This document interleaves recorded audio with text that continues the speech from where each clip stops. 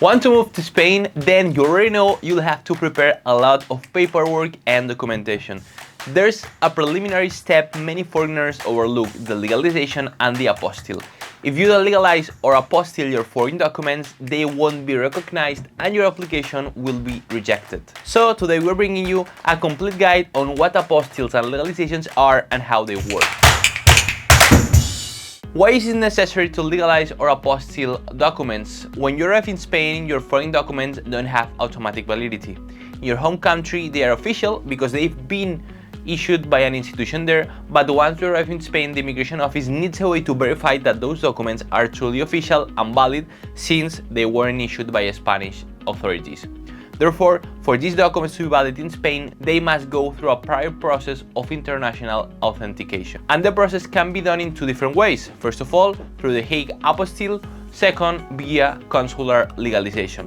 What's the difference? Let's take a look. But before we dive in, a quick ask. If this video or any other on our channel has been helpful, consider subscribing. It helps us keep creating content like this every week and continue providing all the legal information that you need as a foreigner. So hit the subscribe bell if you haven't already done so, and let's continue. Let's start with the apostille. The Hague Apostille is an official stamp that certifies the authenticity of a public document.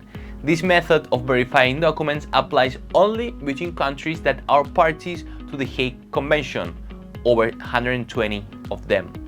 Most Latin American countries, plus the United States, much of Europe and Australia are part of this convention already. That means that if you are coming from, for example, Mexico, Argentina, Colombia, Chile, or the US, you just need to take your documents to the designated authority in your country, the Ministry of Justice, the Foreign Affairs, courts or notary offices, and they will apply the apostille. With that stamp, Spain will recognize the documents automatically. What if your country did not sign the Hague Convention? Then you'll need consular legalization. This is the case, for example, for countries like Canada, China, the United Arab Emirates, Morocco, or Algeria. The procedure here is longer because first your document must be validated by your country's Ministry of Foreign Affairs and then by the Spanish consulate or embassy there. Only with this double validation will the document be valid in Spain. But be careful, here we're talking about giving official validity in Spain to your foreign documents, but the apostille or legalization does not translate the document. This means that if your document isn't in Spanish,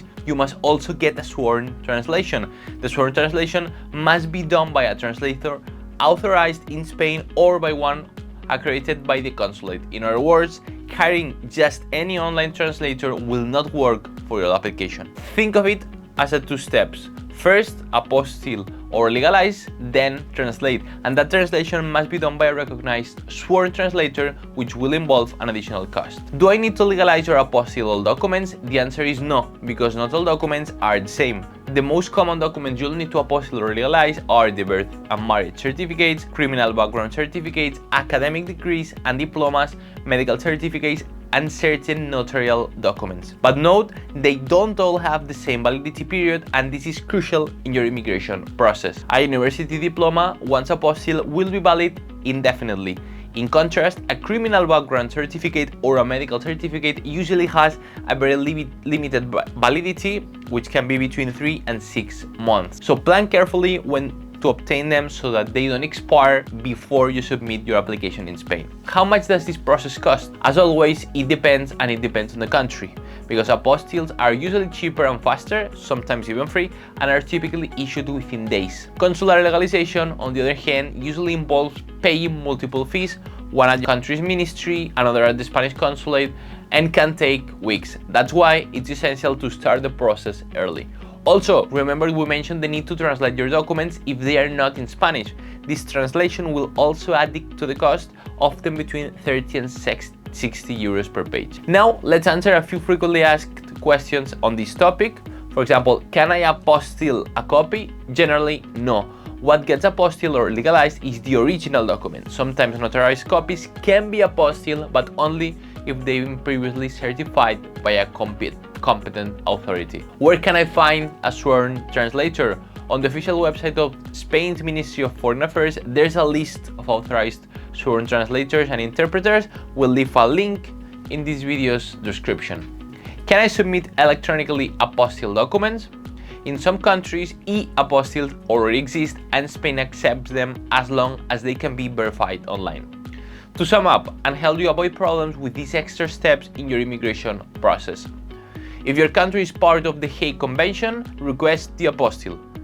If it isn't, you'll need consular legalization at the Spanish consulate. Then translate into Spanish with a sworn translator. And remember, without this step, no visa residency application in Spain will be valid. If this video clarified how the process works, subscribe to the channel and turn on notifications, because we'll keep answering every question about moving and living in Spain legally, step by step, in our videos. And if you have specific questions about your documents or you'd like us to guide you through your application, email us at info@legalizationgroup.com and get started today. See you in the next one. Goodbye.